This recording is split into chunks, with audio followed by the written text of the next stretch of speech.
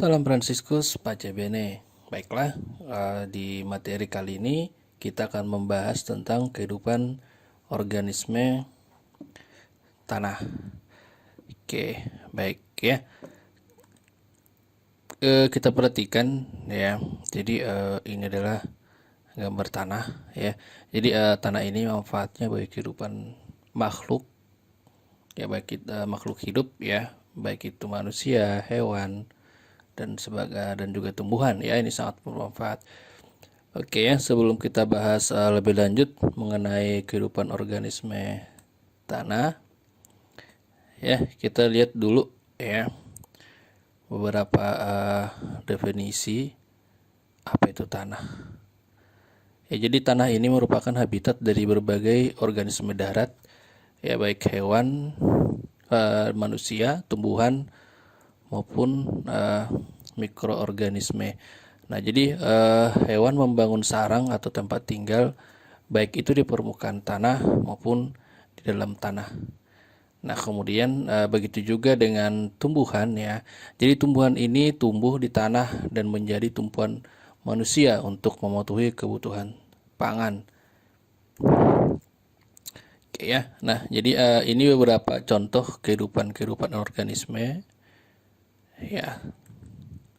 Oke ya, ada kita lihat manusia, ada di sini macan tutul, bunga rafflesia arnoldi, kemudian lumut, ya, ada tanaman kacang, ya, tumbuhan kacang, kemudian juga di sini ada jamur dan juga kelabang, ya, ada juga kalajengking, ya. Jadi baik manusia, hewan maupun tumbuhan, ya, itu merupakan organisme tanah, ya, atau makhluk-makhluk yang hidup di tanah, baik itu di dalam tanah maupun di atas permukaan tanah.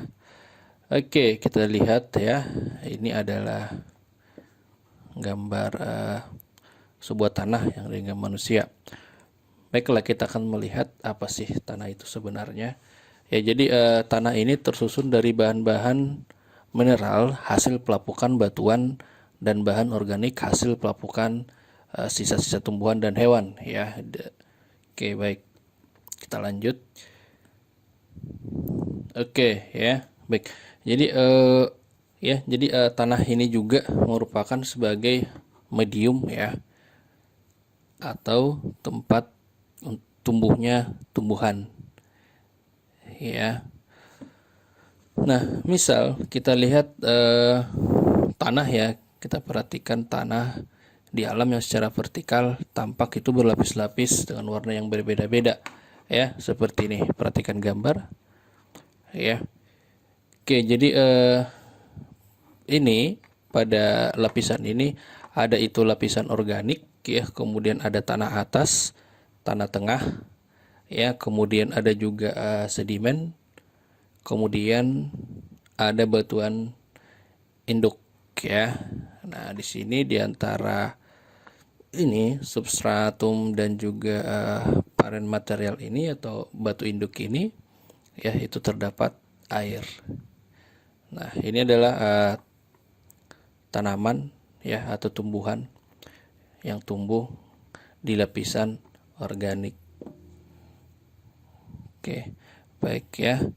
Jadi tanah ini, ya, semakin ke atas bagian tanah menjadi sasaran pelapukan oleh angin, air, dan panas. Ya, jadi pada bagian ini paling banyak dijumpai akar tumbuhan. Nah, di bagian sini, ya. Nah, kemudian sisa-sisa tumbuhan yang awalnya di atas permukaan tanah di bagian sini, ya, oleh cacing tanah masuk ke dalam lapisan-lapisan permukaan dan dirombak serta diuraikan oleh mikroorganisme. Ya, jadi pelapukan sisa-sisa tumbuhan atau bahan organik oleh mikroorganisme itu merupakan contoh proses destruktif, ya, sedangkan pembentukan mineral baru merupakan proses sintesis. Ya, jadi bisa kita lihat, ya, ini adalah lapisan-lapisan tanah. Jadi setiap lapisan ini mempunyai warna yang berbeda seperti itu, ya.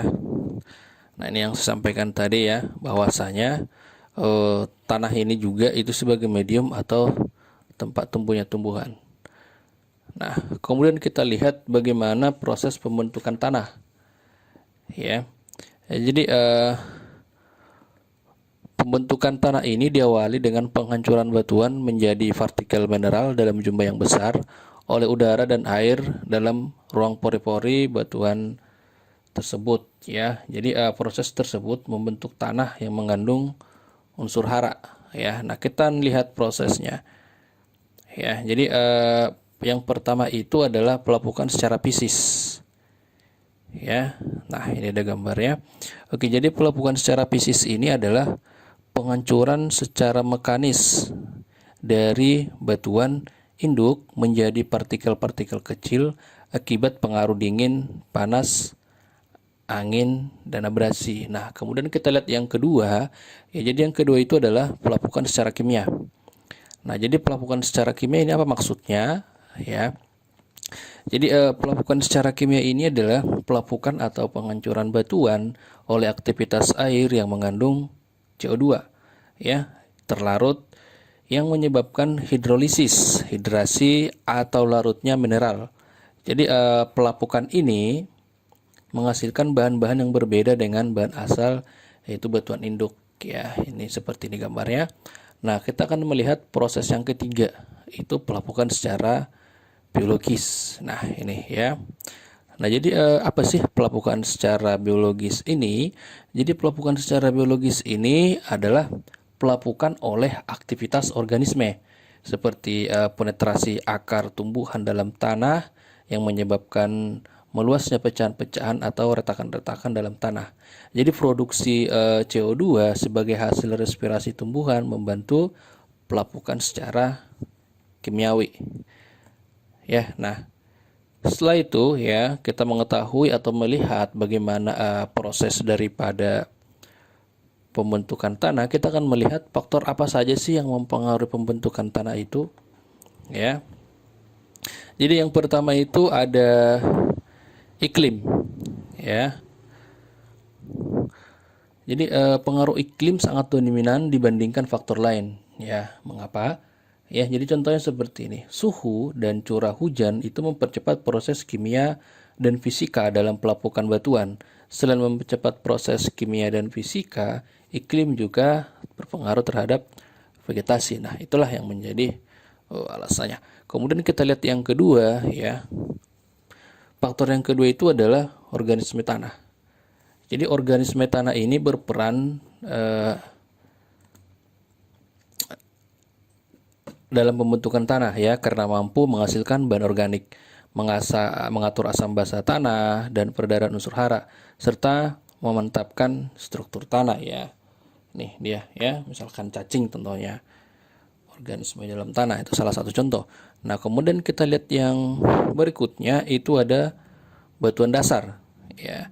Jadi batuan dasar yang telah mengalami perubahan susunan kimia dan mineral itu menentukan proses pelapukan dan vegetasi yang hidup di atasnya. Misalnya seperti ini, batu kapur, ya.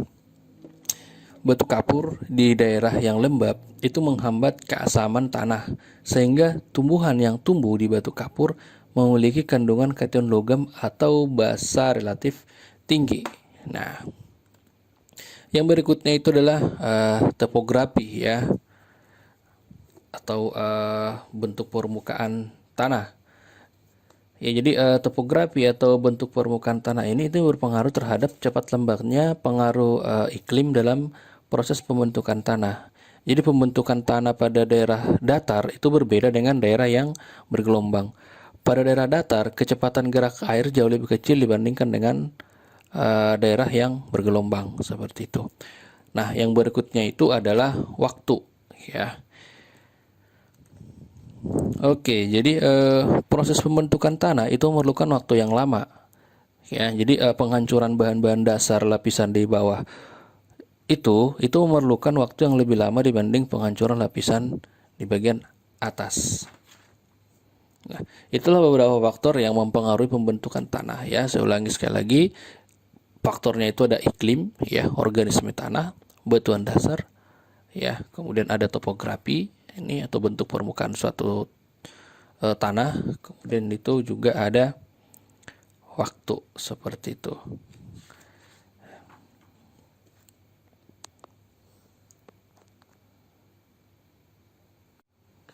Oke, baik ya. Jadi sebelum kita masuk di bagian organisme tanah ya, ada satu pertanyaan ya. Jadi pertanyaan seperti ini ya. Jadi mengapa akar tumbuhan itu dapat menahan laju air tanah? Ya, jadi silakan itu dicari ya jawabannya. Ya, saya ulangi sekali lagi, mengapa akar tumbuhan itu dapat menahan laju air tanah? Ya. Oke, jadi silakan nanti kamu jawab di kolom komentar. Itu pertanyaan yang pertama. Oke, ya. Oke, next kita akan lanjut. Kita akan masuk di organisme tanah. Ya, jadi ini adalah beberapa contoh di gambar ini bisa kalian lihat ada beberapa contoh organisme-organisme yang hidup di tanah. Ya, baik itu yang hidup di dalam tanah, di permukaan tanah, ya. Oke. Organisme tanah ya. Jadi organisme yang hidup di tanah itu ada yang secara langsung memproses bahan organik dan mengubah hara ya, seperti contohnya bekicot, cacing, kaki seribu dan sebagainya. Ya, dan ada pula yang secara tidak langsung itu mengubah bahan organik melalui mekanisme makanan dan rantai makanan, yaitu hewan-hewan pemangsa atau hewan-hewan predator ya. Jadi tanah ini merupakan salah satu habitat yang dihuni oleh organisme yang sangat beragam.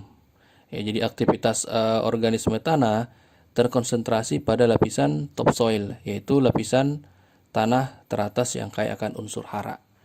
Oke, jadi kita akan lihat organisme-organisme tanah ini ada berapa dan apa saja. Oke, yang pertama itu ada hewan tanah. Ya. Nah, jadi hewan tanah ini adalah hewan-hewan yang hidup di atas ya. Jadi saya ulangi, hewan-hewan yang hidup di tanah ada yang permanen yaitu tetap tinggal dalam tanah, tetapi ada juga yang tinggal sementara. Ya, jadi hewan-hewan tanah ada yang tinggal di dalam liang-liang tanah dan ada juga yang tinggal di dalam air tanah. Jadi makanan ada yang berupa tumbuhan, hewan lain, fungi, bakteri, dan ada yang memangsa sisa-sisa tumbuhan maupun hewan lain. Oke, kita akan melihat apa saja sih jenis hewan apa saja yang termasuk di golongan hewan tanah. Oke, yang pertama kita lihat nematoda. Kemudian ada cacing tanah, yang berikutnya antropoda, kemudian ada moluska ya. Nah, kemudian ya, selain hewan tanah ada juga tumbuhan ya.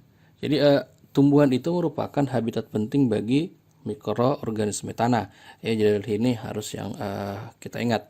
Nah, kemudian terutama pada lapisan serasah di permukaan tanah ya, di lapisan bagian atas yang tadi yang lapisan organik.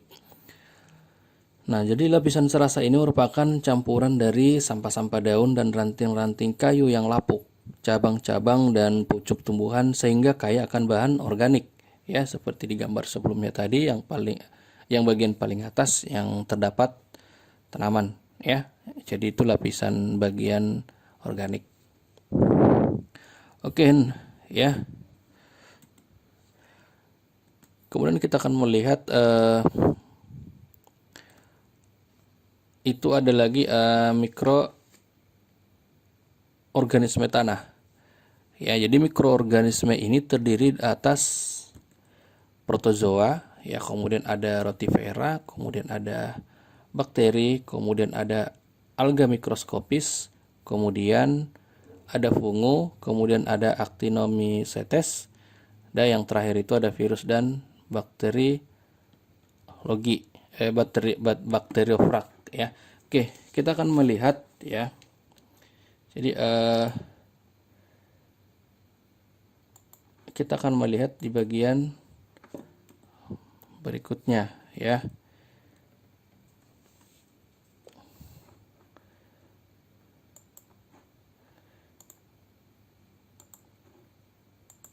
Oke, yang pertama itu adalah eh, oke, sebentar ya. Jadi kita akan membahas ya hewan tanah ya. Bagi apa sih nematoda, cacing tanah, antropoda, kemudian moluska ya.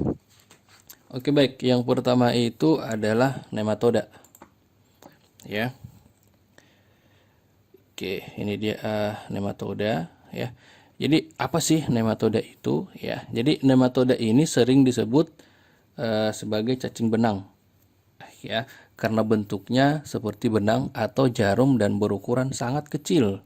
Jadi habitat nematoda ini itu sangat luas dan ada di hampir setiap jenis tanah. Ya, jumlah nematoda itu di dalam tanah sangat banyak ya, terutama di lapisan topsoil. Nah, kemudian berdasarkan eh, makanannya, jadi nematoda ini dibedakan menjadi 3 golongan ya. Jadi yang pertama itu ada sapropit ya. Apa sih sapropit? Jadi sapropit itu hidup pada bahan organik yang membusuk. Yang kedua itu ada predator ya, memangsa nematoda lain, eh, cacing tanah kecil dan juga bakteri. Nah, yang ketiga itu adalah ada parasit ya. Nah, jadi parasit ini itu artinya menyerang akar tanaman tingkat tinggi. Jadi nematoda ini yang banyak terdapat di dalam tanah adalah golongan sapropit dan predator. Ya, jadi nematoda ini sangat penting dalam transformasi dan transportasi unsur hara, khususnya nitrogen ya. Kenapa? Karena nematoda ini merupakan predator bakteri. Jadi sel-sel bakteri yang mati itu merupakan sumber biomasa yang mengandung nitrogen tinggi. Itulah alasannya. Kemudian ya, kita lihat yang berikutnya itu adalah cacing tanah ya. Jadi inilah gambar daripada cacing tanah. Ya, jadi kebanyakan orang takut atau geli melihat cacing tanah. Oke ya. Jadi cacing tanah ini termasuk invertebrata golongan Annelida yang memiliki tubuh bersegmen atau berruas-ruas.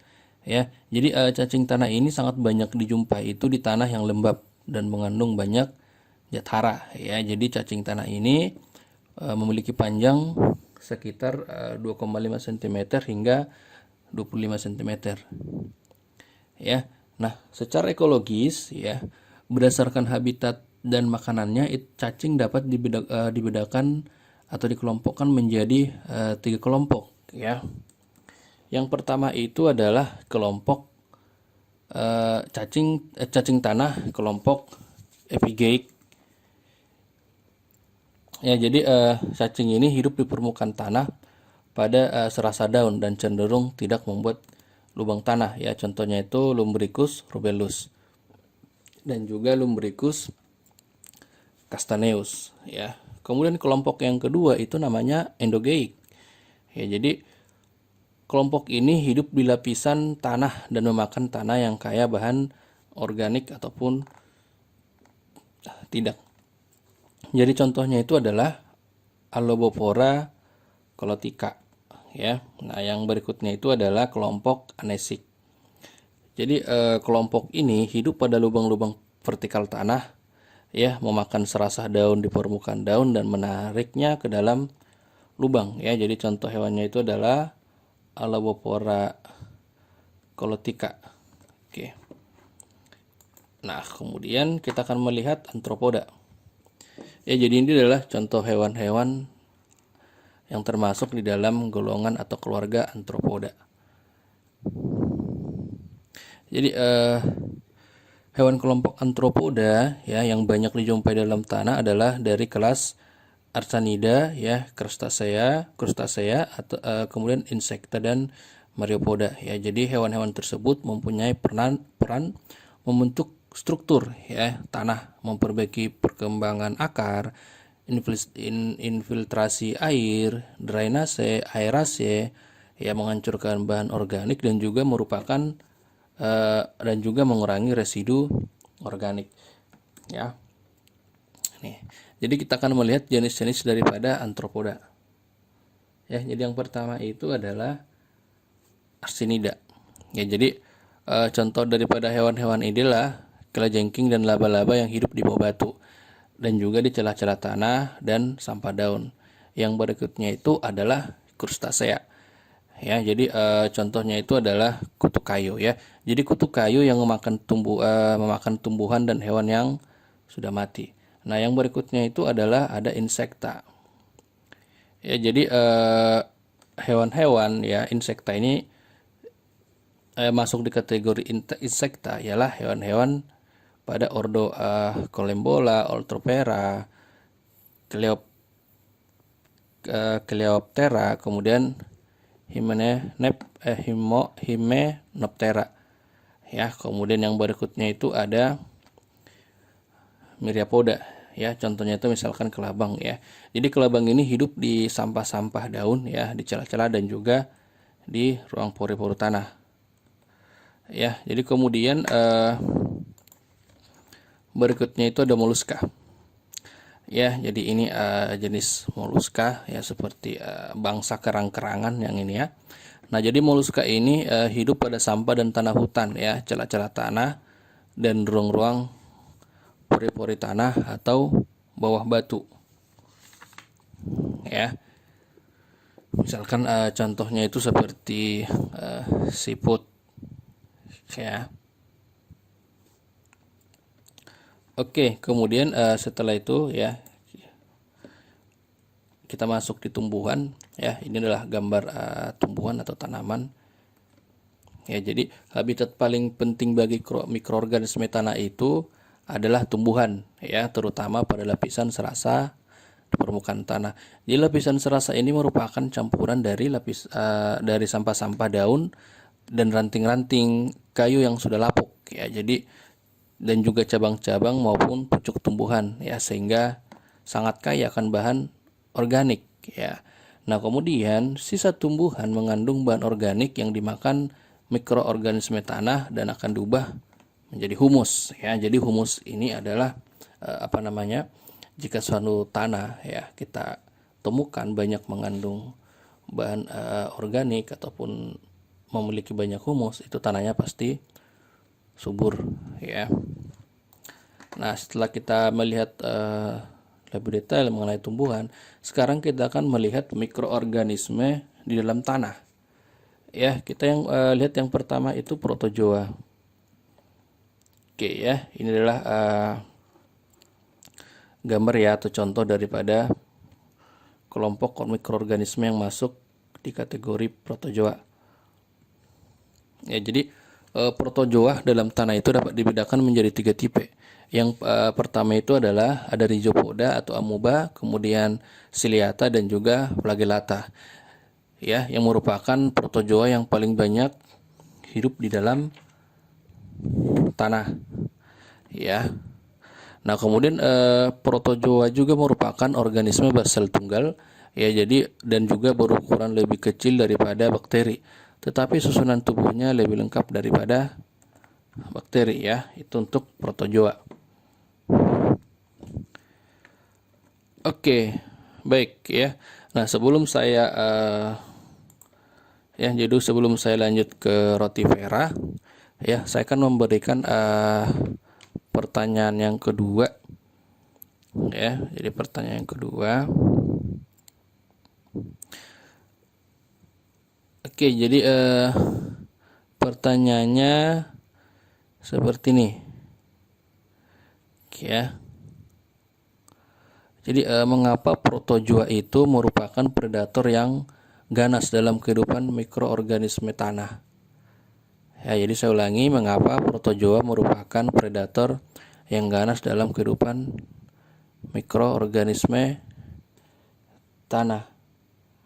Oke ya. Nah, itu pertanyaan yang kedua. Kemudian pertanyaan yang ketiga itu adalah seperti ini ya. Bagaimana jika dalam tanah itu tidak terdapat cacing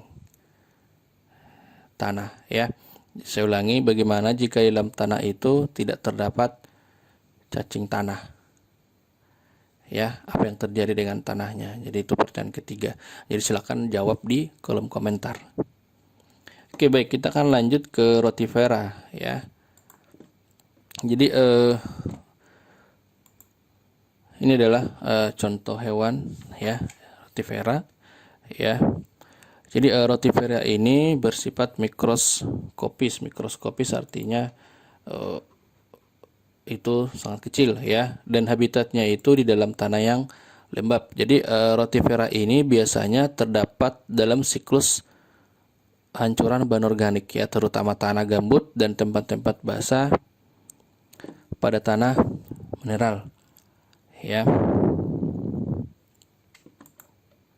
Oke, jadi ini ya, rotifera ini itu memangsa alga ya, kemudian protozoa dan juga nematoda ya, itulah yang menjadi makanannya. Nah, setelah rotifera ya, kita akan melihat bakteri ya. Jadi ini adalah gambar dari bakteri ya. Jadi bakteri ini organisme yang paling banyak jumlahnya di dalam tanah ya. Jadi pada umumnya bakteri ditemukan di dalam tanah.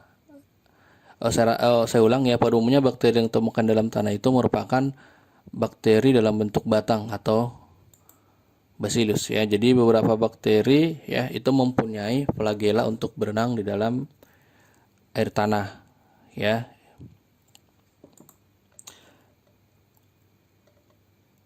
Oke ya. Jadi beberapa bakteri yang sangat berperan penting dalam kehidupan makhluk hidup itu yaitu Artobacter, kemudian ada Pseudomonas, Agrobacterium, dan Alkaligenes itu sangat berpengaruh ya, dan sangat penting pada tanah, hewan, tumbuhan, dan juga manusia. Ya, jadi bakteri ini mempunyai kemampuan ya untuk mengurai pestisida dan herbisida sehingga mencegah timbunan bahan-bahan kimia dalam tanah ya. Jadi ada beberapa bakteri yang mampu melakukan itu, dan ada juga jenis bakteri yang lain mampu melakukan metabolisme dan menetralkan senyawa organik serta menghancurkan bahan organik alami dan senyawa organik buatan ya. Itu tentang bakteri. Oke, nah setelah itu kita akan melihat alga mikroskopis. Ya, jadi alga mikroskopis ini ya seperti ini bentuknya ya, seperti warna hijau ya. Nah, jadi ya kenapa dia berwarna hijau? Karena dia merupakan organisme yang berklorofil ya. Nah, jadi alga tanah yang penting adalah alga hijau kuning, dan diatom. Jadi alga ini berkembang biak pada kondisi lembab dan terlindung dari intensitas cahaya yang sangat tinggi ya. Dalam lingkungan demikian, alga ini mampu berfotosintesis sehingga menambah bahan-bahan organik di dalam tanah ya. Nah, ketika ketika alga mati, sel-sel yang mati itu akan menjadi nutrisi bagi bakteri dan juga fungi ya. Jadi alga bukan organisme tanah yang berperan sebagai dekomposer ya, tetapi berperan sebagai produsen bahan-bahan organik bagi organisme tanah yang lain ya. Jadi di tanah-tanah yang lembab dan subur, alga dapat menghasilkan bahan-bahan organik dalam jumlah besar ya. Jadi itulah fungsi daripada alga. Oke. Nah, setelah itu kita akan melihat fungi. Oke ya, jadi ini adalah jenis tanaman yang masuk di dalam kelompok fungi. Oke. Jadi fungi ini adalah organisme tanah yang berbentuk filamen atau hifa ya. Jadi fungi ini itu berperan sebagai dekomposer yang berfungsi mengurangkan bahan-bahan organik ya, terutama senyawa-senyawa nitrogen kompleks yang diubah menjadi amonium ya. Jadi itu adalah fungsi daripada fungi ya. Ini dia jenis jamur ya yang masuk di dalam kelas atau ordo ini. Nah, setelah itu kita melihat Actinomycetes. Oke ya. Nah, ini dia untuk sketsa gambarnya ya. Jadi ini adalah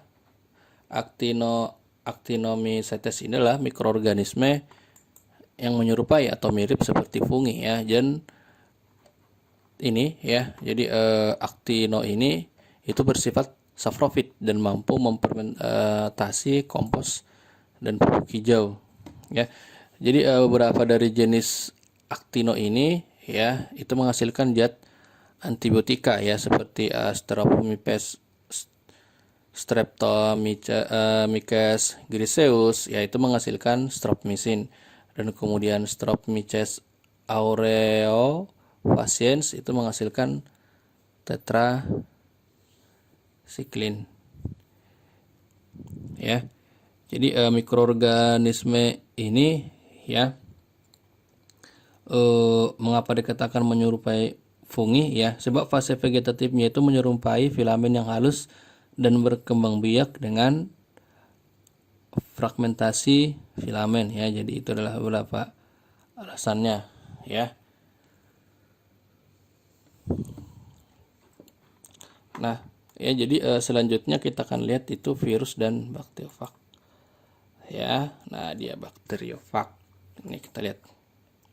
Jadi ini adalah contoh sketsa ya, atau dia gambar daripada virus ya. Jadi semua virus itu bersifat parasit obligat ya, dan sebagian besar itu tidak dapat bertahan hidup di luar induk inangnya. Jadi artinya di sini bahwasanya virus ini membutuhkan wadah ya, membutuhkan tempat ataupun membutuhkan induk untuk berkembang. Jadi jika induknya tidak ada ya, atau dia lepas dari induk, dia akan mati. Jadi kelompok virus yang hidup pada bakteri disebut bakteriofag ya, seperti itu. Dan jika berkembang biak dalam sel inang akan menyebabkan kerusakan sel inang ya. Inilah mengapa alasan bakteri itu sangat berbahaya bagi kehidupan makhluk hidup ya, baik itu manusia, hewan, dan tumbuhan ya. Oke ya. Oke ya, jadi materi kita ya sampai di sini ya. Namun sebelum saya tutup ya, jadi ada pertanyaan lagi ya. Ini pertanyaan keempat ya. Oke ya, jadi tumbuhan tanah bukan ya. Jadi saya ralat ya.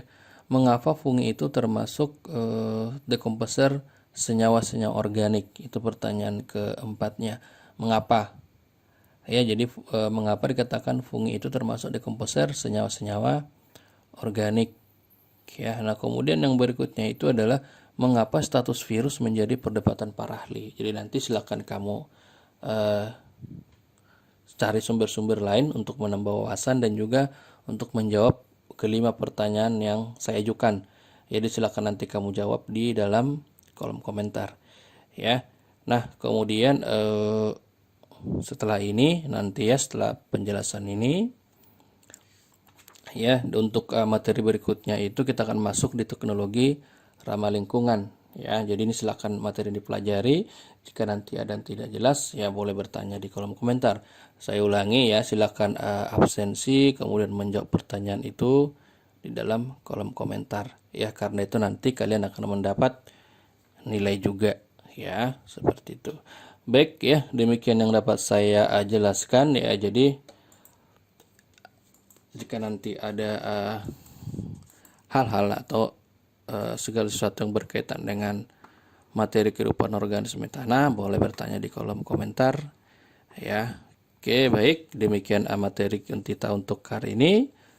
Tetap jaga kesehatan, tetap belajar ya.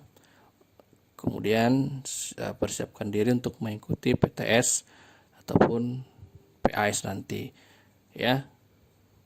Sampai jumpa di pembelajaran berikutnya. Salam Fransiskus, Pace Bene.